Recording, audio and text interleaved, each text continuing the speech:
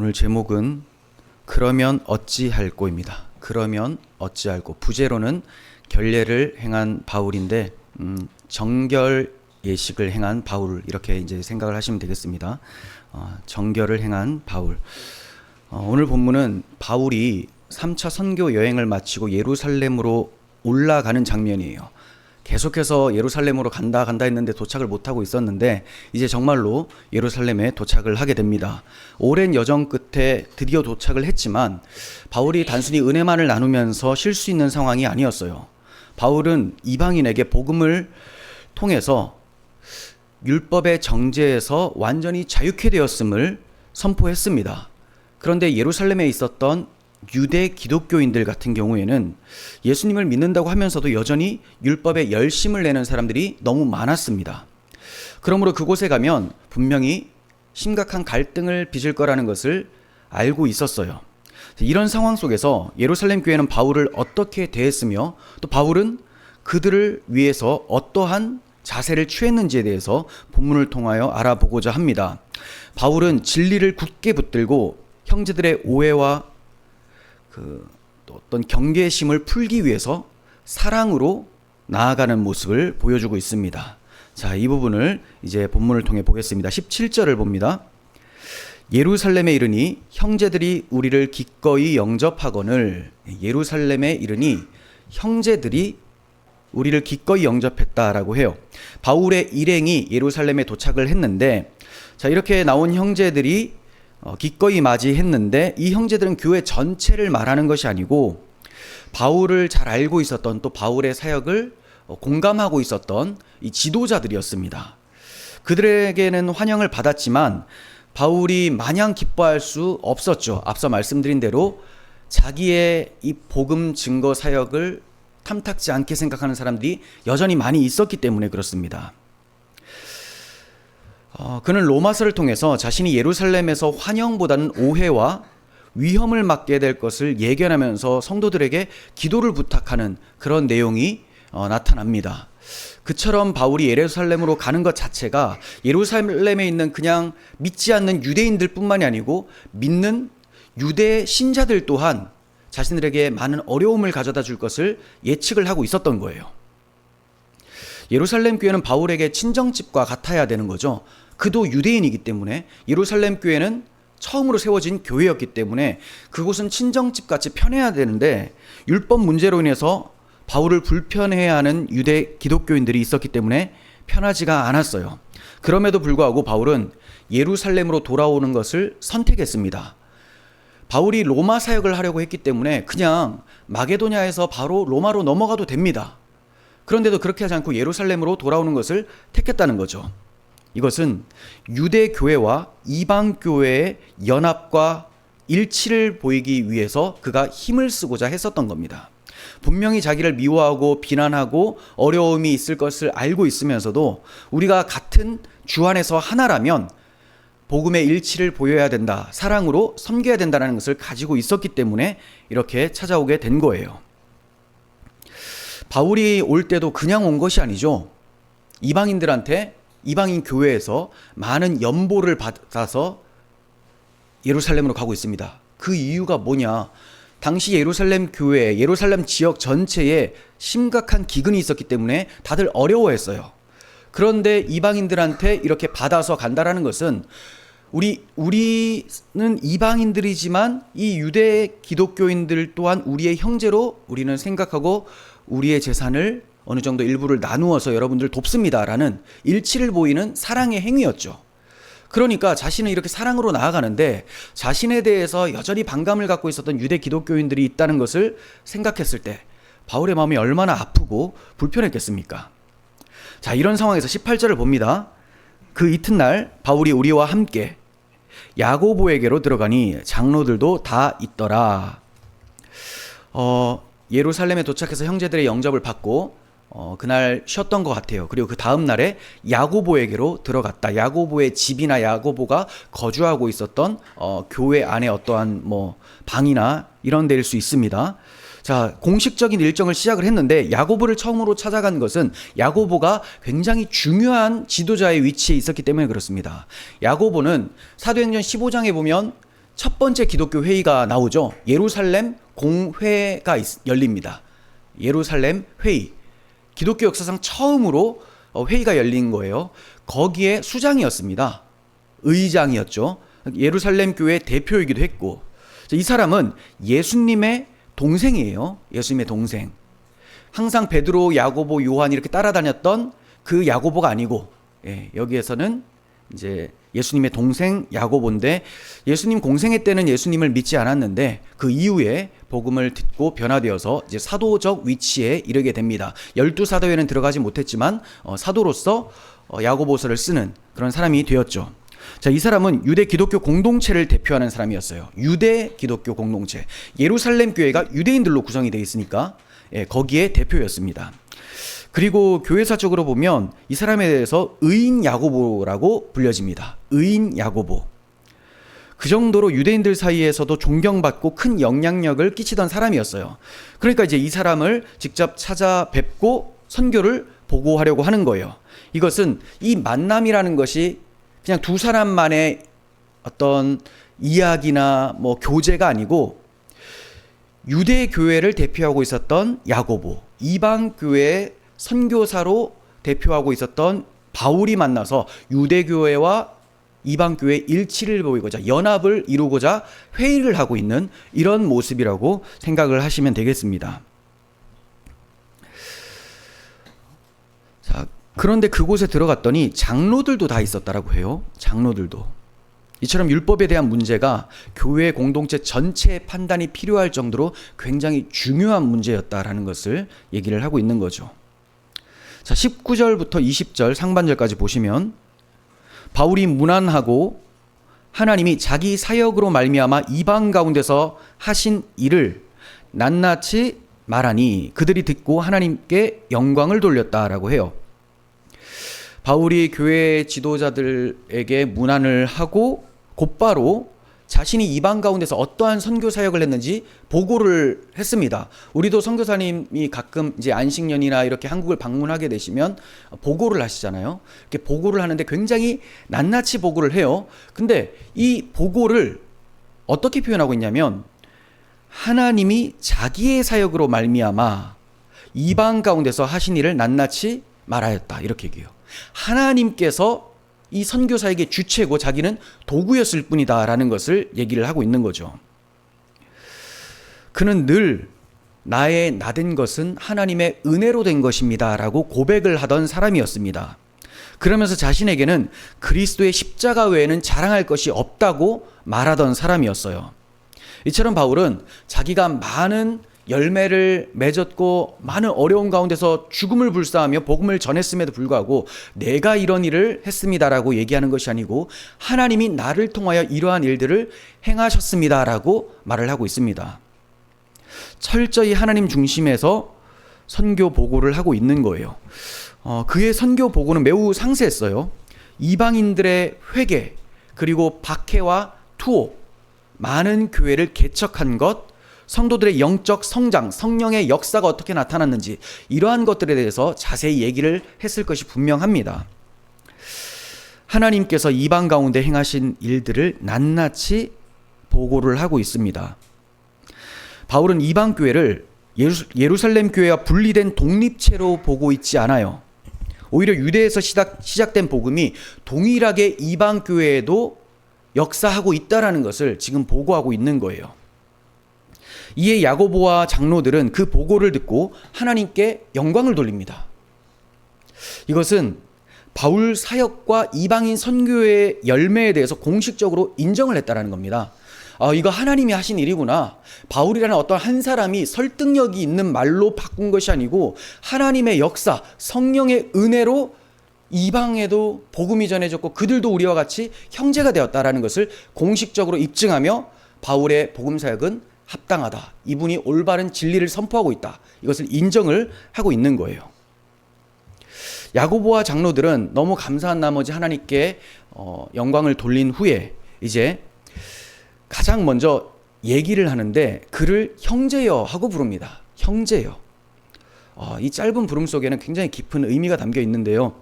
예루살렘 교회는 율법 전통에 뿌리를 내리고 있는 교회예요. 바울은 오히려 이방인들한테 율법은 너희들을 가둬둘 수 없다. 이제 율법의 모든 정죄와 규례나 어떠한 의식에서 자유롭게 되었으니 그리스도를 사랑하며 형제를 사랑하며 살아가라. 이렇게 전했던 사람입니다. 자, 그런 바울을 이 유대 교회의 지도자인 사람들이 형제여라고 부르고 있다라는 거죠. 이거는 그의 복음 사역을 공식적으로 인정을 해주고 있는 것이고 주 안에서 자기와 같은 형제로 수용을 해주고 있는 거예요. 자, 그러면서도 이어지는 좀 무거운 주제, 불편할 수 있는 주제를 꺼내기 위해서 먼저 정중하게 말을 꺼내는 것이라고도 볼 수가 있어요. 그러니까 이런 거죠. 형제여, 우리는 당신을 믿습니다. 하지만 지금 해결해야 될 문제들이 있습니다. 라는 거예요. 당신이 우리와 같은 주 예수와 연합된 형제는 맞지만 당신의 복음 사역도 인정을 하지만 지금 이 교회에는 당신의 사역을 온전히 공감하지 못하는 율법주의적인 사람들이 많이 있습니다. 그러니까 당신도 우리의 어떤 제안을 조금 마음을 열고 들어주십시오. 이런 걸 말하기 위해서 형제여라고 아주 따뜻하고 정중하게 얘기를 해주고 있는 거예요. 자, 이러한 친근하고 정중한 표현은 오늘날 우리 교회에서도 자주 나타나야 합니다. 우리는 서로를 믿고 사랑하지만 삶의 걸어온 배경들이 서로 다르고 문화적 차이도 있고 생각의 차이가 존재합니다. 그러다 보니까 때때로 갈등을 빚을 수가 있죠. 근데 그럴 때 잊지 말아야 될 것은 우리의 출발점이 항상 이 사람은 대적이 아니라 형제다, 우리의 자매다라는 것을 기억해야 된다는 거예요. 예를 들어 예배나 모임에서 자신과 다른 예배 방식을 보이는 사람이 있어요. 뭐 찬양하는 스타일이 다르고 예배 순서가 좀 다르고 이랬을 때 불편함을 느낄 수가 있겠죠. 뭔가 이질감 느끼고 왜 저렇게 할까? 근데 이렇게 말할 것이 아니고 형제를 품고 교회의 화평을 우선시하는 태도가 우리에게 있어야 됩니다. 진리 문제가 아니라면 이해하고 포용할 수 있도록 기다려주는 것도 굉장히 중요하다는 거죠. 큰 방해를 주거나 비성경적이라면 목회자를 통해서 조심스럽게 얘기를 하는 것도 중요하지만 그렇지 않다면 형제로 대해야 돼요. 그럴 때라야 주의 사랑 안에서 대화하며 문제들을 해결해 나갈 수가 있는 겁니다. 자, 20절 하반절 보시면 유대인 중에 믿는 자 수만 명이 있으니 다 율법의 열성을 가진 자라 이렇게 얘기를 해요. 그러니까 형제여라고 말한 것이 당신과 좀 다른 율법의 열성을 가진 사람들 우리 교회 아직까지 있습니다. 이런 얘기예요. 여기서 믿는 자 수만 명이라는 것은 정말 예루살렘 교회에 수만 명의 사람들이 있었다라는 게 아니고 굉장히 많은 숫자가 있었다라는 것을 얘기를 하는 거죠. 수만 명이면 지금 메가처치입니다. 메가처치. 그런데 여기는 그 정도 수용할 수 있는 공간도 없어요. 그러니까 많은 사람들이 있는데 이 사람들이 누구냐? 율법을 여전히 철저히 지키고 있는 사람들이라는 거예요. 자, 이들은 예수님을 메시아라고 믿어요. 복음은 오직 믿음으로 구원을 얻는다, 은혜로 구원 얻는다라는 것도 인정을 합니다. 그게 아니면 이단이 되니까요. 자, 그런데 여전히 모세의 율법, 그러니까 여기에서 말하는 율법은 십계명도 포함은 되지만 정확히 말하면 규례, 제사법, 할례 의식, 정결 예식, 안식일 규례 이런 것들입니다. 자, 이런 것들을 고수했던 거예요.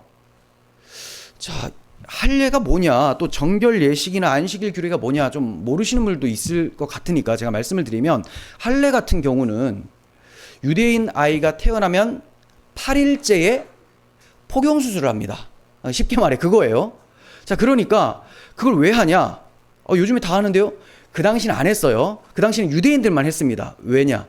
이 아이들은 하나님의 백성이라는 정체성을 표시해 주기 위해서였어요. 하나님의 백성.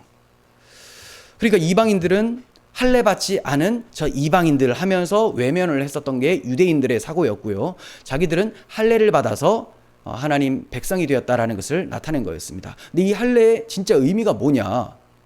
할례, 남성 생식기 포피의 끝을 자르는 거잖아요. 그러니까 생명의 주관자가 너희가 아니고 너희는 죽었다라는 거예요. 하나님이 너희 생명의 주인이시다라는 것을 나타내는 겁니다.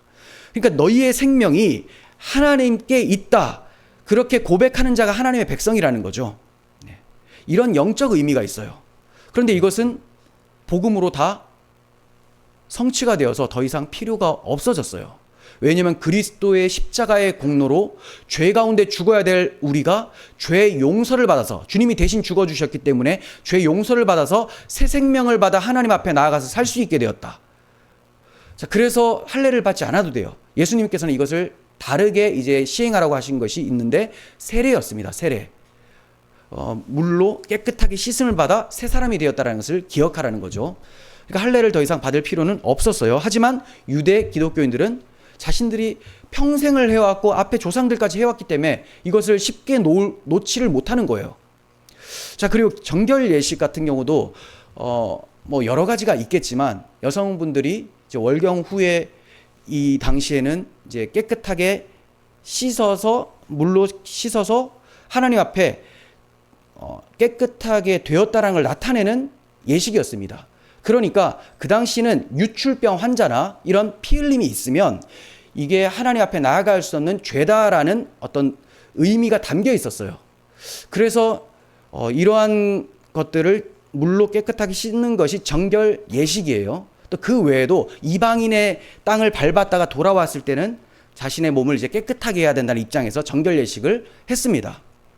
자, 근데 이런 정결 예식도 우리가 죄 가운데 더러운 자였는데 그리스도의 보혈로 깨끗하게 씻김을 받았다라는 것으로 성취가 된 겁니다. 필요가 없어요. 그러니까 이것을 설명하기 위해서 구약 성경에서 하나님이 이스라엘 백성에게 잠깐 주셨던 어떤 도구와 같은 것, 그림자 같은 거였다라는 거죠. 안식일 규례도 마찬가지예요. 지금으로 말하면 토요일입니다. 안식일은. 토요일에 아무 일도 하지 말라는 규례가 있었죠. 안식일 규례.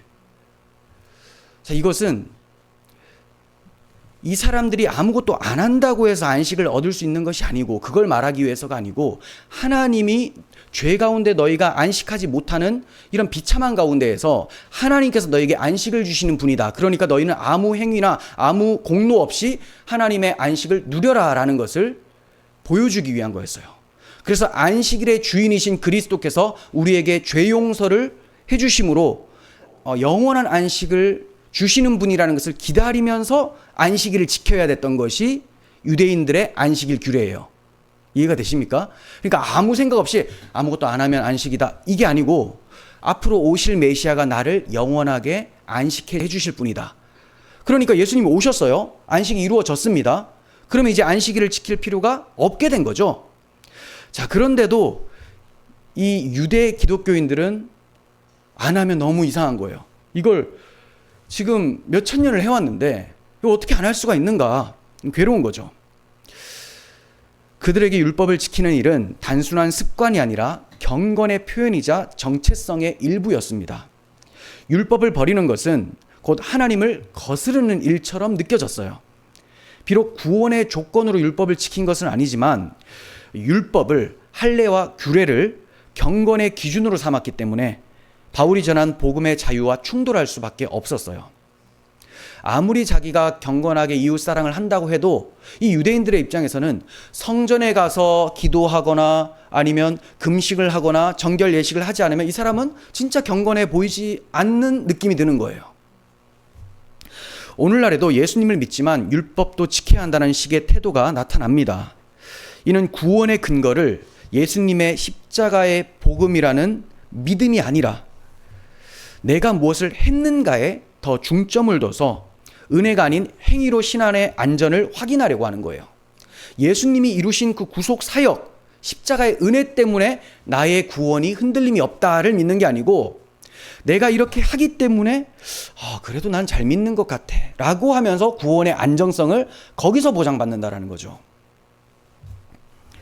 예를 들어 절기를 지키는 교회들이 많이 있죠. 절기. 이걸 반드시 해야 된다. 이거 하지 않으면 안 된다. 하지 않으면 안 된다라는 것은 없어요. 해도 되고 안 해도 되는 문제죠. 우리 교회가 부활절을 특별히 따로 드리지는 않죠. 근데 부활절 설교는 합니다. 보통 부활절 예배를 확실하게 드리는 데는 뭐 현수막도 걸고 계란도 삶고 하는데 우리는 그렇지는 않고 부활의 의미를 잊지 않도록 하기 위해서 부활 설교를 하죠. 또 부활 관련한 찬양을 하고. 그런데 우리 교회가 이렇게 뭐 절기를 따로 하지 않는다고 했을 때 어떤 분이 굉장히 좀 충격을 먹더라고요. 예전에 저희 안양의 교회 1층에 그 식당에 어떤 분이 계셨는데 그분이 식당 사장님이 충격을 먹으시더라고요. 그래서 우리 교회가 이단이 아닌가 막 찾아보고 그러셨다고. 네, 이게 뭐 왜 그러냐면 기독교 복음 안에서의 자유에 대해서 잘 모르기 때문이죠. 부활절은 굉장히 우리한테 유익합니다. 또 사순절 이런 것들 있죠. 사순절 같은 경우는 또 일부러 잘 안 하는 경우가 있어요. 카톨릭의 잔재이기도 하고 해서. 그리고 성탄절 같은 경우는 저희가 하죠. 쉬는 날이니까 나와서 그리스도의 탄생을 다시 한번 되새기며 이렇게 한다. 해도 되고 안 해도 되는 문제. 하지만 안 했을 때 굉장히 부담을 크게 느끼는 그런 것이 이런 율법적인 모습과 닮아 있다라는 거예요. 또 그 외에도 뭐 교회의 어떤 예식이나 또 특정 예배 순서, 강대상의 모양 이런 것이 좀 달라지면 이상하다라고 생각이 드는 거죠. 지금 이렇게 이제 그 강대상이 있어요. 예전에는 나무 강대상이 많이 있었죠. 근데 여기까지는 요즘에 인정을 하는데 만약에 보면돼 가지고 제가 설교를 한다. 그러면 저는 또 너무 가벼운데. 물론 느낌은 그렇습니다. 저도 알아요. 근데 그러면 절대 안 된다라는 것은 또 문제가 있다라는 거죠. 그러니까 우리는 항상 틀에 박혀서 이게 아니면 잘못된 거 아닌가라는 생각을 많이 한다는 거죠. 또 예배당 인테리어. 교회가 무슨 카페처럼 해놨어. 뭐 이렇게.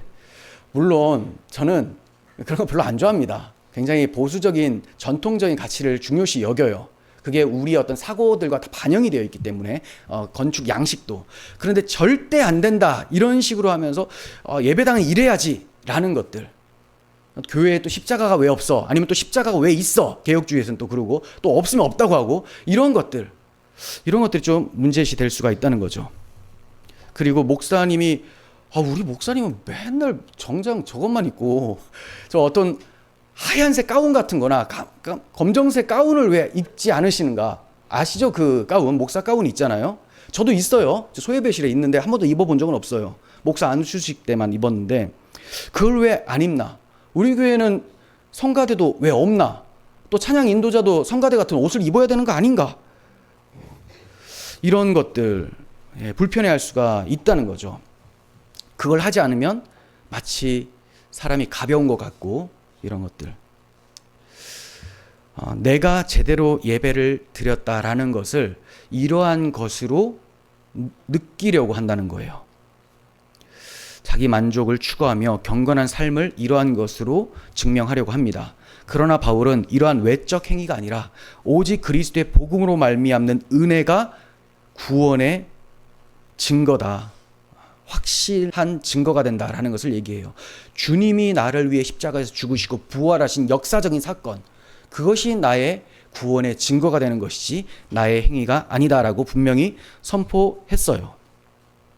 자, 그렇다면 이러한 갈등이 실제적으로 어떻게 펼쳐지게 되는지 본문을 통해서 계속 보고자 합니다. 21절을 보시면 내가 이방에 있는 모든 유대인을 가르치되, 디아스포라 유대인이죠. 흩어져 있는, 이방으로 흩어져 사는 유대인들.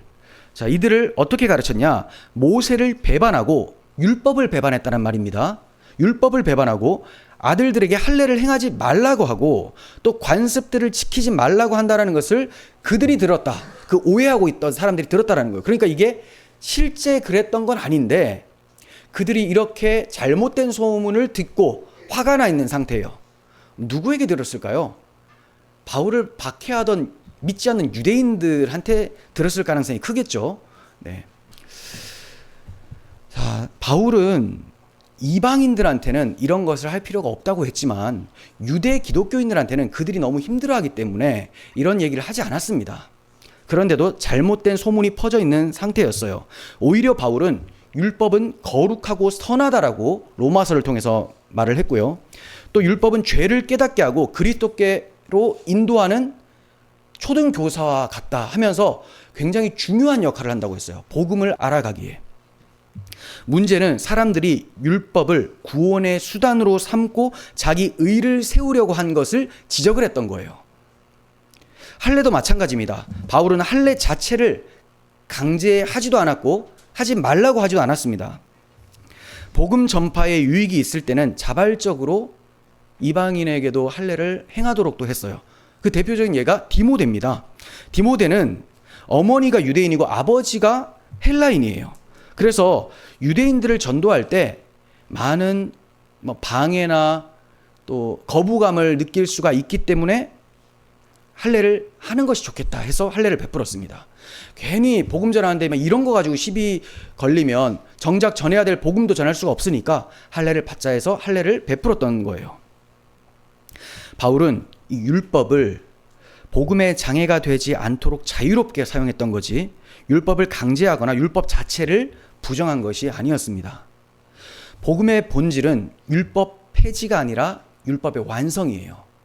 복음은 율법이 하찮기 때문에 없애려고 복음이 온 것이 아니고요. 율법은 거룩하고 선한 것인데 사람 앞에 딱 세우면 사람은 다 정죄받아 죽게 되니 그리스도께서 십자가에서 대신 죽으심으로 율법의 요구를 완성했다라는 거죠. 죄에 대한 심판, 하나님 앞에서의 의로움을 십자가에서 주님이 완성을 하신 거예요. 그래서 율법 폐지가 아니고 율법의 완성이었습니다.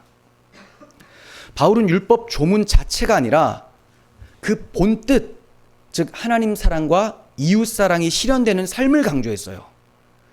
그러니까 규례나 제사의식 이런 거 지키라고 하지도 않았고 또 심지어 십계명도 문자 그대로 잘 지키십시오 이렇게 말한 적은 없고 십계명이 가리키는 바 하나님 사랑, 이웃 사랑을 실천하는 새 계명의 삶을 살라고 강조했었던 사람이었어요. 흔히 율법을 크게 세 개로 나눕니다. 저는 이렇게 나누는 것에 대해서 교육상 괜찮을 수 있지만 크게 도움은 안 된다. 오해할 소지가 있다고 보지만 제사법, 시민법, 도덕법이라는 것으로 나눠져요. 도덕법은 십계명으로 보통 생각을 하고요. 시민법은 그 이스라엘 시민들 사이에서 어떤 행동을 해야 되는지, 누구에게 피해를 줬을 때 어떻게 해야 되는지 이런 것들을 나타내고요. 또 제사법은 제사 드릴 때 어떻게 해야 되는지를 나타내는 규례입니다. 예수님의 단번에 속죄로 제사법이 종결이 되었습니다.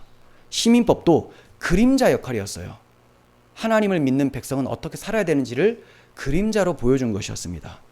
십계명이라는 도덕법도 조문 자체가 아니라 그 본질이 사랑이라는 것을 주님께서 직접 말씀해 주셨습니다. 바울이 전한 복음은 바로 이 성취의 메시지였어요. 율법을 성취한 것. 이게 바로 주님께서 이루신 복음이다. 그러나 일부 유대인들은 이것을 율법 폐기로 생각하면서 바울이 율법을 저급한 걸로 본다. 율법을 무시한다. 모세를 부정한다. 이렇게 생각을 했던 거죠. 그 오해가 지금의 긴장을 낳고 있는 거예요. 자, 22절 봅니다. 그러면 어찌할꼬? 야고보가 계속 얘기를 하죠. 그러면 어떻게 해야 될까? 그들이 필연 그대가 온 것을 듣게 될 텐데 우리가 말하는 대로 했으면 좋겠다라는 거예요. 지도자로서 야고보는 공동체 내 갈등을 너무나 염려하고 있었습니다. 바울이 왔다는 소식은 곧 알려질 것이고 유대 신자들 사이에서 퍼져 있는 왜곡된 소문으로 인해서 바울과 충돌을 피할 수가 없다라고 판단이 된 거예요. 근데 제안한 것도 참 좋은 모습이긴 하지만 저는 좀 안타까운 것이 있는 것이 이게 바울에게만 할 것이 아니고 유대 기독교인들한테도 다른 걸 알려줘야 되는데 그렇게까지 하지는 못했던 것 같습니다. 사실 좀 안타깝죠. 바울이 잘못한 게 아니잖아요. 그들이 잘못하고 있는 거고 그들이 지금까지 가지고 있었던 율법 규례에 대해서 놓지 못하는 좀 불완전한 상태였는데 이것에 대해서 지적해주면서 바울에게 좀 배려를 베풀어라 라고 했으면 더 좋았을 텐데 그러한 언급은 없는 것이 좀 아쉬워요. 야고보는 이렇게 얘기를 합니다. 우리가 말하는 이대로 해라. 이거는 네가 복음 진리를 좀 왜곡하면서라도 저 사람들 챙겨줘라. 이게 아니고 복음은 훼손하지 않으면서 사랑으로 저들을 섬겨 주었으면 좋겠다라는 제안을 베풀고 있는 겁니다. 진리는 지키되 사랑으로 섬기는 길을 택하자라고 요청을 하고 있는 거죠. 이 원리는 오늘날 교회 공동체도 그대로 적용이 돼요. 예를 들면 교회 식사 모임이 있는데 특정 음식을 꺼리는 분이 있어요. 그러면 경솔하는 사람들, 사랑 없는 사람들은 아유 까다롭게 하네, 그냥 먹어, 안 죽어 이렇게 해요. 안 죽죠. 뭐 죽나요? 그것 때문에 아니, 못 먹고 힘들다라는 거죠. 그러면 이렇게 얘기를 해야 되겠죠. 혹시 성도님께서 이 음식이 힘들면 우리 다른 음식 한번 생각해 볼까요? 이렇게 얘기할 수도 있는 것을 짜증나 죽겠네, 쟤하고 밥 못 먹겠다, 이러면 안 된다는 거예요. 나의 자유보다 형제를 섬기는 태도가 필요합니다. 그리고 또 그 반면 그 어려운 사람도 형제를 섬기는 태도 때문에 힘들게 먹는 경우도 있죠. 서로 그렇게 해야 된다는 거예요. 성숙한 신앙은 사랑 안에서 진리가 실천되도록 선택하는 거예요. 그게 바로 야고보가 바울에게 요청하고 있는 제안입니다. 자, 그럼 어떤 것이 있는지 봅니다. 23절에서 24절. 서원한 네 사람이 우리에게 있으니, 유대 기독교인 중에 서원한 사람이 있대요. 4명이나 있대요. 그들을 데리고 함께 결례를 행하고, 정결 예식입니다. 결례라고 하니까 이거 저도 사전 찾아봤는데 실수 같은 거, 잘못된 걸 얘기를 해요. 정결 예식입니다. 정결 예식. 결례를 행하고 그들을 위하여 비용을 내어 머리를 깎게 하라. 그러면 모든 사람이 그에 대하여 들은 것이 사실이 아니고, 그대에 대하여 들은 것이 사실이 아니고 그대도 율법을 지켜 행하는 줄을 알 것이다. 네. 사실 이대로 알게 되면 안 좋은 건데, 그죠? 잘못된 걸 계속 바울이 가지고 간다고 생각할 거 아닙니까? 그래서 야고보가 이때 제대로 확실하게 판단을 하지 못했던 것 같습니다. 야고보는 바울에게 구체적인 해결책을 제시하는데, 예루살렘에 서원한 4사람이 있는데 그들과 함께 정결 예식을 하라는 거예요. 그러면서 돈을 대주라는 겁니다. 여기서 예식이라는 것은 민수기 6장에 나오는 나실인 서원을 마쳤을 때 시행하는 예식으로 보여집니다. 나실인 서원, 내가 어느 기간 동안 하나님을 위해서 살겠습니다라고 딱 정하고 그때부터 머리를 자르지 않아요. 그리고 하나님을 위해서만 살아가는 그 기간이 있어요. 그러니까 평생 나실인이 있고요, 일정 기간 나실인을 서원하는 사람이 있습니다. 자, 이 사람들 일정 기간 동안 서원한 사람들이에요. 그걸 마치게 되면 이제 비용을 들여서 머리를 깎고 제사를 드리게 됩니다. 하나님 앞에 뭐 속죄 제사 이런 건 아니에요. 유대 기독교인들도 속죄 제사를 드리진 않았어요. 왜냐하면 모든 속죄 제사는 그리스도로 인해서 성취되었음을 믿고 있으니까. 그런데 이제 정결 예식을 이제 하는 겁니다. 당시 유대 사회에서는 가난한 서원자의 비용을 대신 내주는 행위를 의로운 행위로 판단하고 있었습니다. 그러니까 바울이 이 사람들과 함께 정결 예식을 행하면서 돈을 대신 내준다면 유대인들이 어떻게 생각하겠냐? 야, 저 사람 참 의로운 사람이네. 자기 돈 들여서 가난한 사람들의 서원 정결 예식을 할 수 있도록 해주고 율법을 참 잘 지키는 사람이구나. 이렇게 생각을 하니까 갈등도 없고 당신의 복음도 귀담아 듣게 된다라는 것을 얘기를 한 거예요. 자, 그래서 바울이 가만히 듣더니 알겠다, 그렇게 하겠습니다 라고 하는 거죠. 바울이 이 요청을 받아들인 이유가 있는데요. 크게 5가지입니다. 첫째, 예루살렘 공회의에서, 사도행전 15장에 있었다고 했죠. 예루살렘 공회의에서 이방인에게 율법을 강제하지 않기로 결의를 이미 했기 때문에 내가 이걸 한다고 해서 이방인들이 율법을 지켜야 되는 거 이런 건 아니라는 것을 확신했기 때문에. 이해가 되시죠? 내가 이걸 하면, 자, 너도 했으니까 네가 전한 이방인들한테도 저거 강제하라 할 수 있잖아요. 근데 이미 결의를 마쳤어요. 사도행전 15장에서. 그러니까 내가 한다고 해서 이방인 교회에서 흔들리지는 않을 거다. 이걸 알고 있었고요. 두 번째는 연약한 자를 세워주는 것이 강한 자의 책임이라는 것을 알고 있었기 때문에 그렇습니다. 자, 여기서 연약한 자는 유대 기독교인들이겠죠. 강한 자는 믿음이 강한 바울이 내가 섬겨줘야 되겠다. 그래서 이 사람들이 실족하지 않도록 일단 도와줘야 되겠다. 이거예요. 이 점이 로마서 15장 1절 2절에 잘 나오는데요. 믿음이 강한 우리는 마땅히 믿음이 약한 자의 약점을 담당하고 자기를 기쁘게 하지 아니할 것이라. 우리 각 사람이 이웃을 기쁘게 하되 선을 이루고 덕을 세우도록 할지니라. 자, 이걸 이 로마서를 언제 썼습니까? 예루살렘에 도착하기 전에 예루살렘으로 돌아오는 선교 마지막 길에 쓴 겁니다. 그러니까 이미 이러한 걸 가지고 있었기 때문에 딱 도착하자 이런 제안을 받았어요. 그러면 맞아, 나도 생각하고 있었던 바다. 내가 이런 부분은 어느 정도 맞춰줘야 되겠다라고 한 거죠. 자, 세 번째는 당시 유대 형제들의 마음에는 여전히 모세의 수건이 덮여 있었습니다. 모세의 수건. 모세의 수건은 얼굴을 덮었는데 이제 복음이 성취되면 이게 벗겨져요. 상징적으로 그렇다는 말입니다. 이제 벗겨지고, 근데 이게 수건이 이제 다시 어디로 와요? 유대인들의 이 마음에 탁 덮어버린 거예요. 답답한 겁니다. 복음의 빛을 아직까지도 잘 경험을 못하고 있는 겁니다.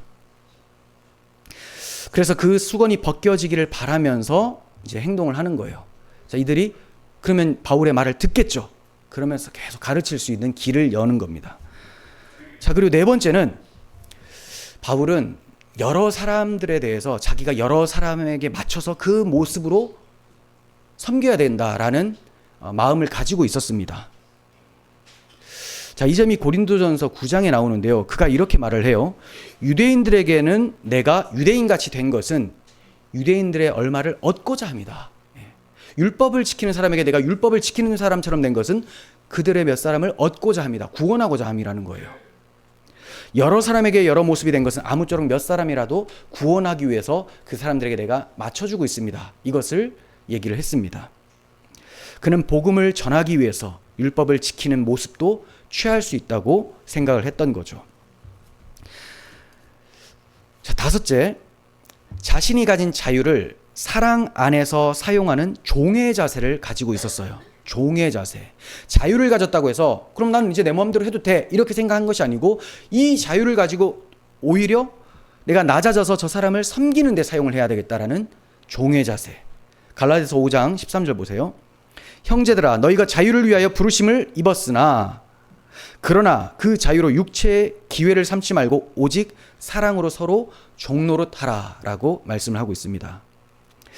그는 복음의 자유를 자기 유익이나 주장을 위해 쓰지 않고 형제 사랑을 위해서 기꺼이 종의 길을 선택을 한 거예요. 바울이 야고보의 제안을 받아들인 것은 복음을 위한 자발적인 순종이었지, 복음을 타협하기 위해서, 복음 진리를 왜곡하기 위해서 한 것이 아니었습니다. 형제들의 오해를 풀어주기 위한 사랑의 실천이었어요. 자, 이러한 모습은 예수님께도 발견이 되는데요. 예수님께 성전세를 내라고 합니다. 그때 예수님은 성전세를 낼 필요가 없잖아요. 본인이 성전의 주인이시면서 본인이 성전 자체세요. 그런데도 성전세를 내겠다고 하세요. 그 이유가 뭐냐면 우리로 하여금 그들이 실족하지 않도록 하기 위해서 성전세를 내겠다라고 말씀을 하십니다. 여러분, 참 자유라는 것은 단지 하지 않아도 되는 자유뿐만이 아니라 필요할 때는 사랑을 위해서 기꺼이 행할 수 있는 자유까지 포함을 합니다. 나는 자유롭기 때문에 이제 그런 거 안 해도 돼, 이게 아니에요.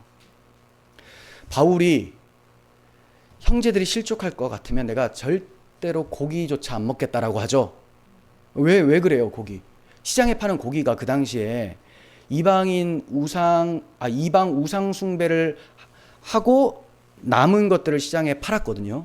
그러다 보니까 바울 같은 경우는 이거 먹어도 뭐 죄가 들어오거나 이런 건 아니다, 이런 부정한 거, 이런 것들은 구약 성경에 그림자로 잠깐 한시적으로 보여주셨던 거지, 그리스도 안에서 정결케 되었기 때문에 이러한 입으로 들어가는 것이 나를 더럽게 할 수는 없다. 예수님께서 말씀하시잖아요. 입으로 들어가는 것이 사람을 더럽게 하는 것이 아니고 마음에서 나오는 것이 사람을 더럽게 한다. 입에서 나오는 그것이. 그러니까 바울은 먹을 수 있었어요. 하지만 유대 신자들이 그거 보면서 그래도 저 부정한 거 저 먹으면 안 되는데, 돼지고기 막 먹으면 안 된다고 하면 돼지고기 안 먹으면 되지. 시장에서 파는 고기 불편해? 안 먹겠다. 너희들의 영혼이 더 소중하다. 이렇게 생각을 했던 거예요. 여러분, 안 할 수 있는 자유도 있지만 또 기꺼이 할 수 있는 자유, 이것이 정말 성숙된 자유입니다. 25절 봅니다. 주를 믿는 이방인에게는 우리가 우상의 제물과 피와 목매어 죽인 것과 음행을 피할 것을 결의하고 편지하였느니라. 야고보가 바울한테 정결 예식을 행하라고 하면서 이 말을 덧붙입니다. 우리가 이미 이방인들에게는 우상의 제물 먹지 말라, 피를 먹지 말라, 목매어 죽인 것 멀리하라, 음행을 피하라라고 얘기해 뒀지 않느냐, 이렇게 얘기를 해요. 예루살렘 회의를 다시 한번 상기시켜주고 있죠.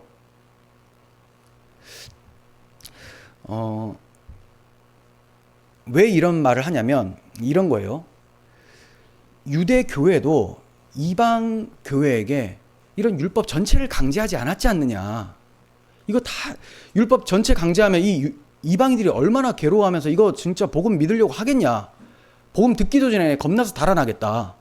그래서 정말 그 유대인 기독교인들이 정말 힘들어하는 것들, 이런 것만 좀 이방인들에게 피해달라고 우리가 결의를 맺은 거 아니냐. 그러니까 당신도 이 유대 기독교인들을 위해서 어느 정도 좀 섬기는 모습을 보여달라. 이렇게 얘기를 하는 거예요. 자, 그러면 이방 신자들에게 뭐를 피하라고 했는지 하나씩 좀 말씀을 드리겠습니다. 지난번에 제가 자세하게 말씀을 드리긴 했는데 또 잊으신 분들도 있을 거고 못 들으신 분들도 있을 거예요. 4가지를 피하라고 하죠. 이 4가지는 한 세트입니다, 원래. 그러니까 하나만 하지 말라는 거예요, 한마디로. 자, 하나씩 말씀을 드리면 첫 번째 우상의 제물인데 이것은 우상에게 바쳐진 제물이에요. 우상 제사에 사용되는 제물. 이교도 제사는 굉장히 음란했습니다.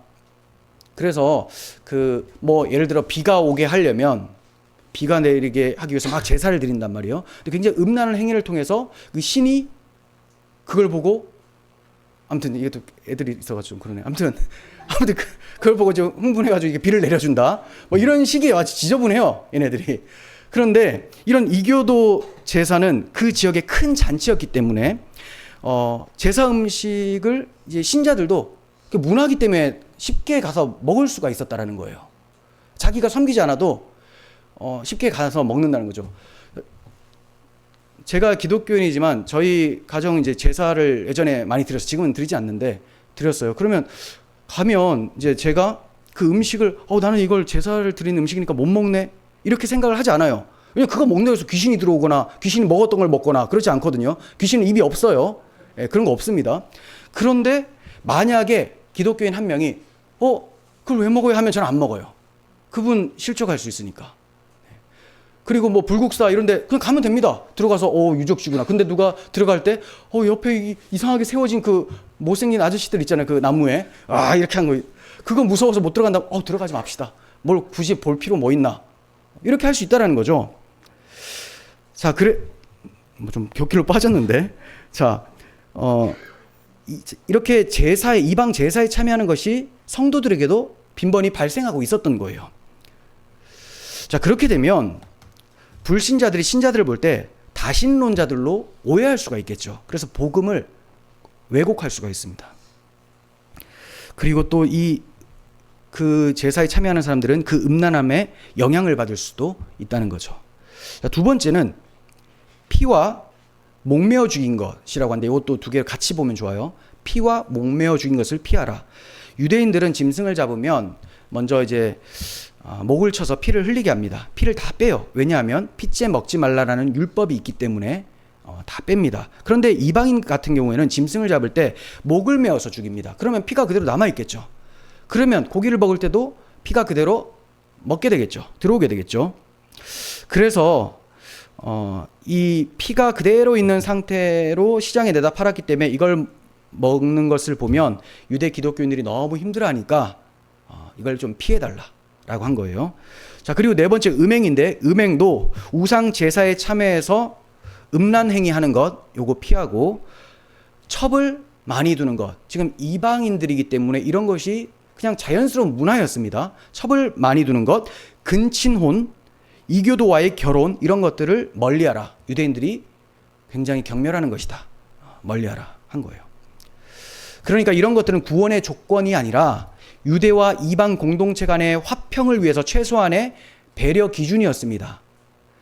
이렇게 유대인들이 율법을 전체적으로 이방인들에게 강제하지 않았던 것처럼 또 이방인들이 유대인들을 위해서 이 정도를 양보했던 것처럼 그걸 되새겨서 바울 당신도 좀 해주시면 안 되겠습니까? 정결 예식을.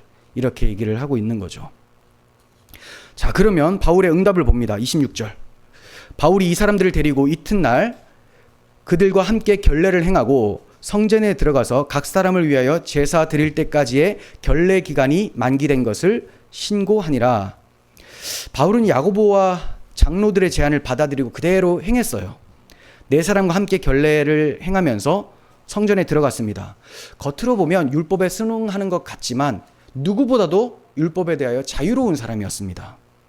그럼에도 불구하고 자신의 자유를 주장하지 않고 교회의 덕을 세우기 위해서, 영혼들의 마음을 지켜주기 위해서 그 길을 택했어요.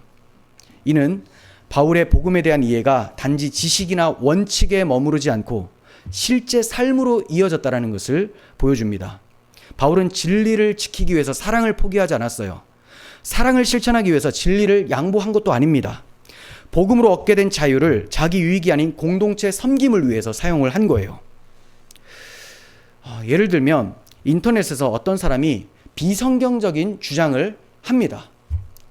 그러면 사실과 진리를 명확하게 밝히되 조롱이나 분노로 대응하기보다는 상대방이 복음을 들을 수 있도록 존중하며 또 동시에 이단성 위험이 있다는 것을 신중하게 알리는 태도가 중요하죠.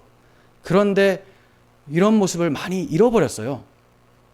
SNS가 발달하면서 점점 이런 것들이 더 없어지면서 아주 과격하고 비난만 난무합니다. 넌 뭐냐? 꺼져. 뭐 이런 거. 이단 점점점 그냥 이렇게. 사람이 어떻게 다 완벽합니까? 잘못 말할 수도 있죠. 그럼 교정할 수 있도록 좀 도와주는 게 필요하죠. 많이 얘기했음에도 듣지 않으면 더 이상 이제 훈계할 필요가 없는 거예요. 그런데도 그냥 딱 보면 마음에 안 내키면 쌍기역 지읒 꺼져 이렇게 딱 다 쓰기도 귀찮다라는 거예요. 너하고 말도 하기 싫다. 그렇게 하면 안 돼요. 누가 저한테 막 댓글을 12조로 남깁니다. 화가 목소리 안 납니까? 나요. 저는 원래 화가 나요. 화가 나는데 그걸 표출하면 안 될 것 같아요. 정말 저 스스로도 너무 괴롭고 그렇게 하면, 그리고 성도님들도 마음이 힘들 것 같고, 그 듣는 사람, 그걸 받는 사람은 얼마나, 이 사람은 진짜 복음하고 아무 상관없이 사는 사람이구나. 지가 시비를 걸었음에도 불구하고 분명히 그렇게 받을 거라는 거죠. 그러니까 우리가 실수는 할 수 있지만 또 굉장히 조심해야 되는 게 있어야 되죠. 여러분, 성도에게 자유란 하고 싶은 대로 할 권리가 아니라 사랑으로 행할 수 있는 능력입니다. 사랑으로 행할 수 있는 능력이 자유예요. 때로는 내가 옳다는 이유로 형제들을 실족시키거나 공동체를 어렵게 만들기도 합니다. 하지만 바울은 자신이 옳았어도 자유로웠지만 스스로 종이 되었어요.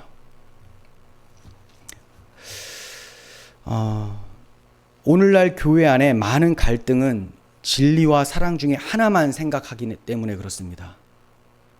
진리와 사랑 중에 하나만. 나는 이게 진리니까 이거 지켜야 된다. 그래서 아주 차갑게 대하고. 그 사랑이 중요하니까 다 포용해야지. 왜 저 교리도 포용하고 저 교리도 포용하고 다 이게 나눠져 있어요. 하지만 복음은 언제나 이 둘을 함께 붙잡고 가요. 복음이 주는 자유를 가지고 상황을 판단하고 분별합니다. 그리고 진리와 사랑으로 행하는 거예요. 여러분, 지금 우리는 어떤 자유를 행하고 있습니까? 그 자유를 교회의 덕을 세우는 데 사용하고 있습니까? 아니면 자유를 핑계로 배려 없이 행해서 상처를 주고 계십니까? 바울처럼 진리를 굳게 붙드시고 사랑으로 행하는 성숙한 신앙인이 되었으면 좋겠습니다. 진리와 사랑은 결코 분리될 수 없다라는 것. 진리 없는 사랑, 교리 없는 사랑은 방종으로 가게 되고요. 사랑이 없는 진리는 율법주의가 됩니다. 그러므로 그리스도 안에서 자유를 얻은 자로서 진리와 사랑을 함께 붙드시고 복음의 덕을 세우는 사람으로 살아가시는 우리 밝은빛 교회 되시기를 간절히 소원합니다. 기도하겠습니다.